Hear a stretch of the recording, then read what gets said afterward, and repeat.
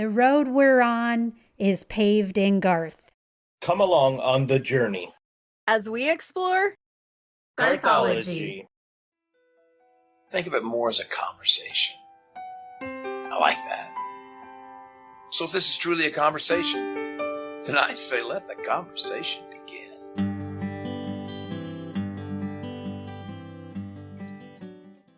Shoutout!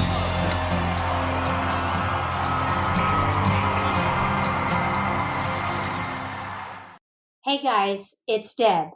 And I'm Pete. And Deb here again, guys. Garthology is back with a new episode. For those that have listened before, you know that this is normally where Jess would jump in and introduce herself. But unfortunately, Jess isn't available, so Pete and I will record a short episode to discuss a recent honor that Garth received.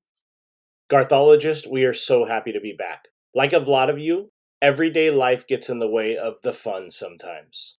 But have no fear, we are back, and we are so happy that you have all stuck around for the new stuff. So let's get started. For today's episode of Garthology, Season 2, Episode 15, we're going to discuss Garth being one of 2020's recipients of the Kennedy Center Honors. Let's start off with some history on the Kennedy Center Honors. According to their website, throughout its 40-year history, the Kennedy Center Honors has redefined America's perception of its artistic legacy and reinvented the way this nation rewards its artists. The honors have been compared to a knighthood in Britain or the French Legion of Honor, which is the quintessential reward for a lifetime's endeavor. At the same time, the annual addition of new names to the roster of honors recipients charts the international standard of excellence set by America's artists, as well as the aesthetic inspiration provided by artists of other nations who have achieved prominence on these shores. The 2020 Kennedy Center Honors, which is usually held in early December of each year, was postponed until May 2021 due to the ongoing effects of the COVID-19 pandemic. Recipients honored at the 43rd Annual National Celebration of the Arts were multidisciplinary artist, choreographer and actress Debbie Allen, singer-songwriter and activist Joan Baez, violinist Midori, legendary actor Dick Van Dyke, and our favorite, singer-songwriter Garth Brooks. This year's celebration was shown on CBS on June 6, 2021. For our podcast, we will of course be focusing only on Garth. The show starts with a past recipient, Gloria Estefan, introducing the first person that will be honoring Garth. And I think her first words are perfect. She is discussing an artistic statue outside of the Kennedy Performing Arts Center, which is located in Washington, D.C. And she mentions that the sculpture symbolizes action, risk, performance, and energy, and how they all represent Garth. That was perfect to me. Yeah, it was pretty amazing. And let it be said, when I was younger, I remember looking at Gloria, and she was beautiful. And to this day, she hasn't aged at all. She is beautiful. She is. It's true. So after Gloria, we go to the first person honoring Garth, which is Bradley Cooper. And I think his monologue perfectly describes exactly why we do this podcast. Absolutely. When he says that Garth swung for the fences and knocked it out of the park is exactly the way that, Garth kind of models his career after.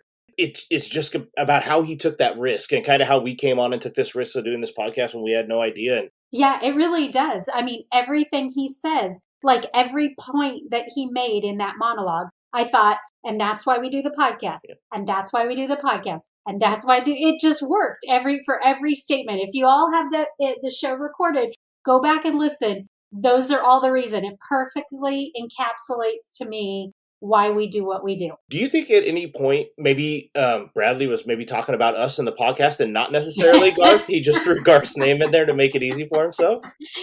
He must just be like, and that's why. Yeah. You should really listen to these people. That's awesome. Yeah. Okay, so next we move on to Wayne Gretzky to talk about Garth. Wayne Gretzky, for those that, may not know, he played hockey for the LA Kings from 1988 until 1996. And by the way, I'm a huge LA Kings fan. So I was thrilled that this honor included a past Kings player. Go Kings, go. So Wayne discusses Garth's early life, his family, his retirement, and his return to performing. Out of all of whatever you just said, I heard blah, blah, blah. So Wayne discusses Garth's early as a Ducks fan. However, I did get into hockey a lot because of my Aunt Deb, Uncle David, and my brother. So, but, my brother's a Ducks fan, and that's kind of where I went. But it was so cool to hear how strong of a friendship that Gretzky and Garth have, right? Over 20 years of friendship with one another. And that picture that, Garth's holding Gretzky's jersey, I thought that was a really cool way to kind of send it off into the next segment for them too. It was really neat. Yeah, I agree. And that was cool. That came totally out of left field. If anybody had asked me prior to watching this who I thought would be people that would talk about Garth, I would have never come up with Wayne Gretzky. That was awesome. Yeah, and you want to know something? Actually, that's a great point that you just made right there. Maybe something that we should get into before we get too far into it was how these people who we'll get into, I imagine, later on how the singers and the artists that came out and honored Garth got chosen. But, these ones, as far as, Aldine, which we'll get into in a minute, Gretzky and Bradley Cooper, I thought that Trisha, because my understanding is she had a weigh in on who these people were going to be. I thought she did really well with that. And for it to be a surprise to all of us watching the show, it surprised me. I had no idea how strong of a friendship those two, and one of the next guys coming up as well. Right. I agree. And I think a couple of the singers I would have guessed, even, before watching it. Sure. But yeah, some of these other things just came out of the blue. Yep. Bradley Cooper, I was surprised to see him. It made sense because of Shallow. Right. But yeah, I didn't expect him to talk about Garth on this. Sure. And so that was super cool. I mean, Academy Award winner. Yeah. And hello, there he is talking about Garth. Yeah. Yeah, that was great. And then the Gretzky thing was a complete, I would have never guessed, like you said. That was a complete, because, Garth's very open about a lot of things that happen in his life and people that he likes to bend ears with. That you could tell that there's something very special between him and Gretzky, because he doesn't mention that a lot. I like I said, I had no idea. Yeah. And then after Wayne, we're on to who you mentioned, Jason Aldean. Yeah. And Jason talks about their history. Right. And, that's really cool for me. I mentioned it in a past episode before, Garth will always be my favorite, but I'm really digging the Aldean stuff over the last couple of years and his albums, the kind of music that he brings to the table. And when Aldean admits that he had a poster of Garth on his wall as a child, I lost it. Yeah. That was great. Can you imagine how great that's got to be for him? Yep. He had a poster of a singer that he loved, Garth Brooks, on his wall when he was young. And now he's paying tribute to that person on the Kennedy Center Honors. Yeah, absolutely. A lot of these guys, they always talk about never being able to talk about their dreams because they've never got that far in their dreams. And you'd have to think about something like that, from a young child to be able to do something like this was pretty cool. And another thing that I really, really dug about what Aldean had to say, Garth mentions it in the Win Show about how Randy Travis kicked down the doors for little punks like Garth to come through and do what they do.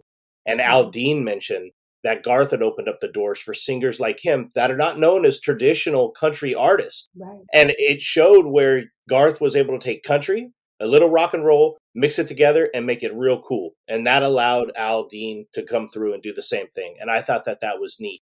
It became full circle for Garth, I think. Right, which is part of what Bradley Cooper mentioned too, because he mentioned how Garth broke down barriers and genres. Yep. And I think that was those two things combined prove something that we've said over and over, which is Garth has made it possible for people outside of country music to do their style of country music. Someone like Jason Aldean being like Garth, rock and country combined. And I think Garth helped that happen. Absolutely. And I think that a good point of what you just said, it'll be something we're going to discuss a little bit later on in this exact episode. It'll prove a point there as well. Yeah. Okay. So going on with that subject, the next person Jason Aldean talked about was Kelly Clarkson. Ugh. He introduced Kelly Clarkson to sing The Dance. And I have to be honest with y'all out there. I am just going to let Pete discuss this. because I will break down if I try. Because all you have to do is check out our Garthology Twitter account. The day that I watched this, I posted a picture of my face when I watched the show the first time when Kelly started singing. Yeah. And you'll see what I'm talking about. I can't talk about it. So I'm going over to Pete. Yeah, I could get this one. I gotta tell you that when Kelly Clarkson walks out and she starts the dance, I mentioned before how the dance is probably the one song that always gives me goosebumps. No matter where I'm at, who I'm with, what mood I'm in. When that song starts and I hear the Ivories, like I get goosebumps. And within seconds of Kelly singing the dance, I got goosebumps. I got chills even talking about it right now. I can tell you that, in my opinion, when you have a great everlasting song like The Dance, I don't know that there's anybody on the face of the planet that could sing it, in my opinion, as good as Garth does. And I think it's just because it's that good of a song for Garth. Garth mentions what would his career be without the dance? I mean, it's that important to him as well. I can tell you right now that Garth excluded, I'd lay anything I ever had on it. Nobody will ever sing that song again as well as Kelly Clarkson did. There is not a chance. Not even the Queen of Country, Miss Yearwood, I don't believe can sing that song as good as Kelly did that night. And I cannot stop watching it on YouTube and the recording. I just can't get over it. It was amazing. It really was. Like, it was truly breathtaking. Yeah. I was floored by it. So.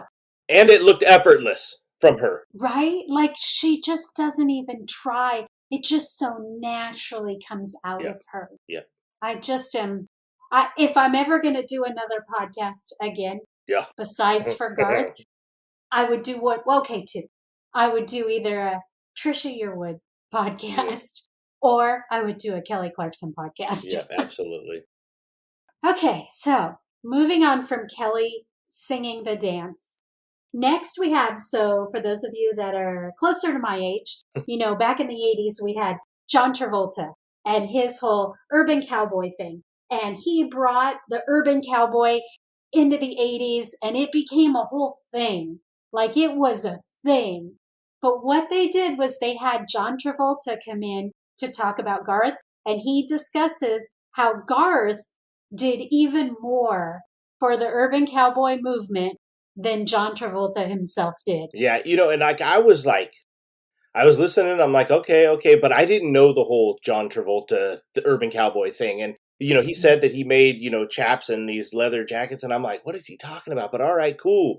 And then, he talks about how Garth made it was real cool, and I'm like, all right, cool. But what really caught me, again, was how close of friends Travolta and Garth are. And, he talks about how they went through some very bad times and were there to bend an ear with one another. Well, right. And I'm certain, obviously, I'm speculating here, but for anyone who knows John Travolta's history or may not know John Travolta's history, he was married to Kelly Preston, who was an actress, and she passed away. And I'm certain, based on what John Travolta said during that introduction, that Garth helped him during that point in his life, just based on what he was saying. You could definitely tell that whatever it was that he was referring to, which makes perfect sense what you were saying, or if it was something, whatever it was something deep. And it was something very, very important to one and both of them, because he said it went both ways. I thought that Travolta did real good. And he's not aging too bad himself either. Yeah. Just to give some more history, Kelly Preston, for those in case you don't know, I think one of the things she's probably most known for was Jerry Maguire. Yeah. She played Jerry Maguire's girlfriend at the beginning of the movie, and she was in Twins with Arnold Schwarzenegger. Yeah. Anyways, the whole urban cowboy thing. And again, I don't know if I mentioned it, but that was a big movie in the 80s. So that's why John was talking about the urban cowboy movement and how Garth really did more for it. And so after John Travolta, he then introduces the one and only James Taylor to sing The River. Yeah. And I mean, Come on. Garth must have been so overcome by this point in the show. Yep. I can't even imagine what he went through. Right. So on the Studio G, Garth was talking about how this whole process actually happened over a few days because of COVID and the amount of people that they had in and so on and so forth. And so every time that they would go to a different location, they would be filming a different part of it. And at this point, when he was up on the balcony, they figured that they were going to go do some stuff and everybody had their masks on. And when they announced James Taylor to come out, he said he was floored. And thank God that the mask was over his mouth. He said, because if it wasn't, his mouth hit the floor behind it. Oh. And you could just tell, hand over the face, instant water in the eyes. And I was like, that's the man. And the first thing that I went to, Garth talks about it in the Win Show, the O on the end of James Taylor's guitar. Doesn't know what it's there for, but it's there, so you know whatever, you just look at it. It's really there. That's awesome. Well, and he did a great job on the river. I mean, obviously, it's a different rendition of it than Garth's, but it's still really good. And it's just, he's got such a beautiful voice. It's timeless to me. Yep. Like, you just know when you hear James Taylor singing, you know that voice when you hear it. It's James Taylor, and it's withstood the time that it's, went through everything that he's done with his career over all these years. I remember seeing this when I was watching the show. They show a picture or a shot from behind James Taylor looking up at the balcony at Garth, and Garth looking back at him. And I thought, wow, that's a really neat still picture if somebody could take it and print it and do whatever it is that they want to do with it. Craziest thing was, I was watching Inside Studio G, and apparently, Garth mentions there, but apparently there was a time where Garth was honoring James Taylor. James Taylor was up on a balcony. Garth was singing. And they have that exact same shot of Garth looking up at James Taylor looking down at Garth. So Garth said he definitely will find a way to get those two photos together with one another. That's awesome. That would be so cool to see those two together. Yeah, it'd be pretty neat. Yeah, that would be great. Yeah, he did do the great with the river too. Like that's, like that, we know how good that song is. And, Garth has mentioned plenty of times, if you have a great song and other people do their version of it, a good song is still going to be a good song or a great song. Yeah, it is. Next, after James Taylor, we go back to Jason Aldean, who introduces Jimmy Allen to sing The Thunder Rolls. Now, Jimmy Allen, I don't know anything by him now. I'm assuming he's a country singer now. Yeah. My life is crazy. Right. I mean, you guys know, if you've listened to past podcasts, I mentioned I was going to be on travel for 6 weeks. Okay, so I was actually gone for 8.5. So seemed like a lifetime. It was forever. I was gone forever. It almost seemed like you were gone for so long. Jimmy, he wasn't even born yet. And now he's suddenly famous in country music. So I just hadn't heard of him. He has got some really good stuff coming up, and I've really started taking a liking to his music. This was what I was talking about when we go back to Travis kicking down the doors for Garth for Aldean for guys like Jimmy Allen, not your traditional country music guy. As you could tell with the way that he did the Thunder, right? A little bit of country, a little bit of R&B. I thought it was fantastic, but not that traditional country. And it, it opens up the doors for these new kids to come up and do it their way. And Jimmy Allen, you get a chance, you got to listen to some of his music. He's doing really well. Yeah, and I really liked it. I like that blurring of genre lines. Like, why does something have to be country music? Why does something have to be R&B? Why can't we blur those lines and mix them together? To me, I love that. I think it's all part of the human experience, because to me, music is music is music. It shouldn't matter what the genre is, or like, and we've talked before about, you get people like Garth who tried to do something outside of country when he did the whole Chris Gaines thing, and there's all that backlash. Yep. Or you get someone like, Taylor Swift, who started out in country and went pop, and she gets backlash for that. And to me, it's like, why? Why can't they just, as an artist, if someone is a painter and they are creating art, nobody's going to say, well, you can't do any digital art Right. because you're a painter. Right. Or, you can't do sculptures because you're a painter. Like, what? Let them do their art. Correct. Art is subjective, and it is what is inside of them and how they want to present the way that they see the world. So let Jimmy Allen sing The Thunder Rolls the way Jimmy Allen sings The Thunder Rolls, and not the way Garth Brooks sings The Thunder Rolls. Correct. And, I got to be honest with you, saying that actually helped me remember. So, Jimmy Allen has been coming up for a while, and over a couple of the past CMA, ACM country shows like that, they've actually had him come out and do duets or they would team him up with another country artist. And I think that they did really well introducing him to the country scene with other very, at the time, popular country artists, and do his country music, but also allowed him to do his country style music with a little bit of his own twist on it.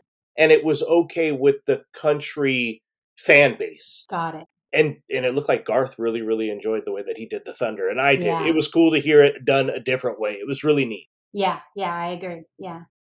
Okay, so then after The Thunder Rolls, we have Jimmy Allen singing Friends in Low Places. Yeah, he just comes, bang, here's the Friends, right? Like right into it. And you could really tell he wanted to have a good time with this one. It was like somebody was reining him back during The Thunder, and then they just let him loose when Friends came on. Like, he just starts going at it, right? Friends in Low Places. Garth jumps up. You start looking around, and then the crowd starts popping up. Before you know it, Garth's running around, hugging people. He's high-fiving people. And the entire audience is that anthem that we all know, right? And we always talk about how the Friends is that anthem song that everybody knows. They're showing people of, every ethnic background, of any age, of any size in the entire audience, and they're all singing it word for word. All the other honorees singing it word for word. They're clapping. Trisha's having a good time. And Jimmy's just up there running back and forth. And the way that he finishes it was one of my favorites, where he really showed off his voice with the last 3 to 5 seconds of the song. And Garth said, wow. Like, you could see Garth mouth it. And then that was that. Like, he had some nice things to say about Garth, and appreciated him being there and what he's done for him and music, and that was cool. That's awesome. Garth always says that when he plays that song, he never really sings that song, right? It's the audience singing it back to him. Now, seeing him sit down in that seat, well, he was up, dancing around, moving around, but him being in that position with somebody else up there singing it to him, and then being part of all of us that are in a stadium or at a concert or whatever it may be. Right. Now Garth's part of that. Right. He got to be that. And I thought that was so cool. Yeah. And Jimmy Allen did a great job. The 2 really great songs, Jimmy killed it. That's awesome. That's so cool. Yeah, I agree. And what a good point to make is that now Garth got to be out there with all of us. Yep. You get to experience what we see. Yeah, that's awesome. Yeah. Okay. And then finally, we have Gladys Knight to close off the recognition to Garth, and she sings We Shall Be Free. I mean, can you imagine how much Garth's mom must have been smiling up in heaven right at that moment? Knowing how much Colleen loved Gladys. Right? Like, that's a great point. Like, when I saw on the bottom of the ticker after Jimmy Allen, before they actually announced Gladys, I don't know that there could have been a better closer for just a phenomenal night. Like, she was the right one.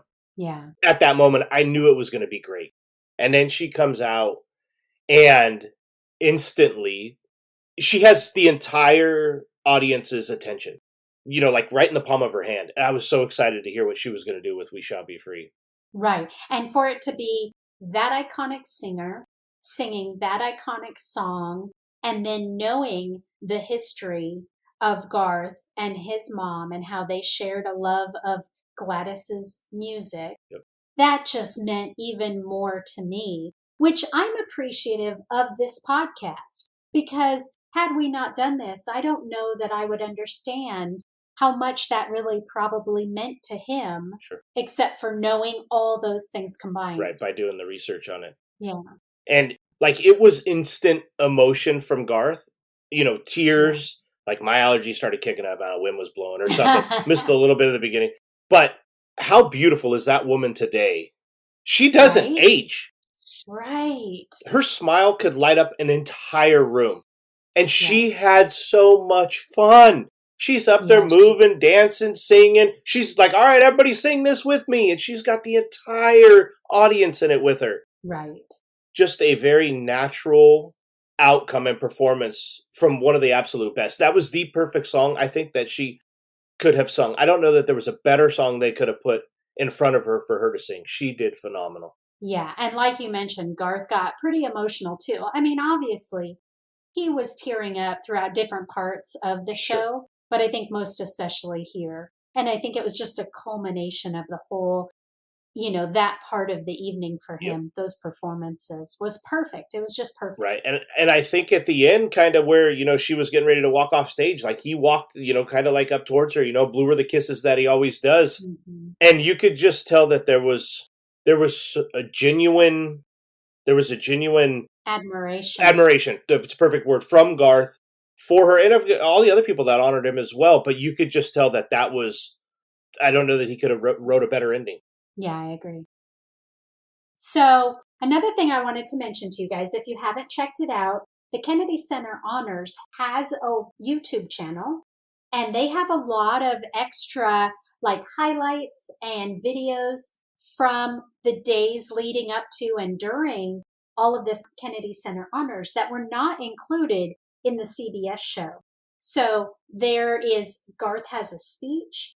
There are other videos. There's a video of Kelly Clarkson talking about the whole experience. And so I would highly suggest you check those out.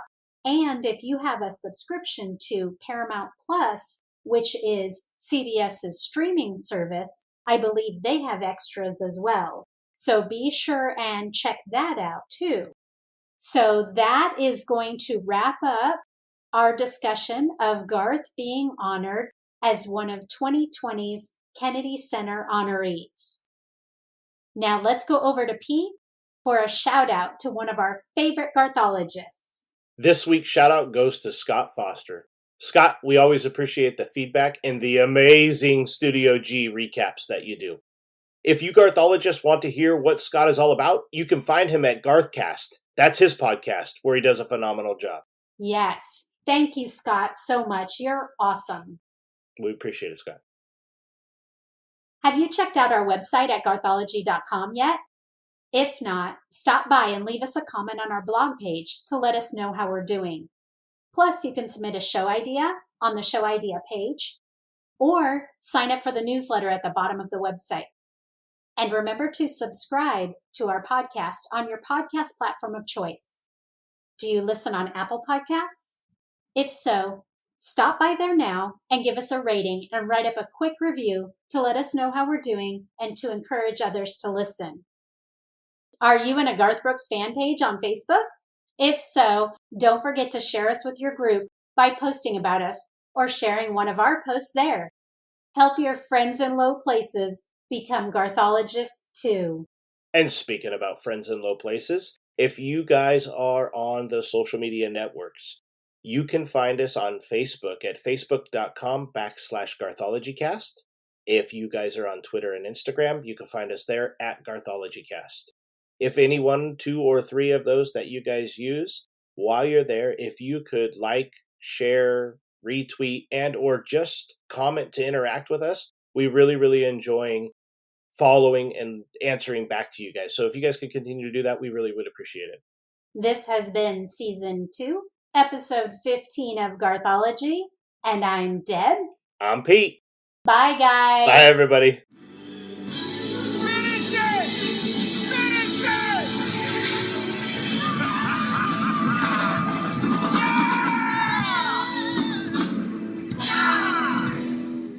And Jess, we miss you so much. So much, Deb. I mean, Jess. Hey, we got an ending.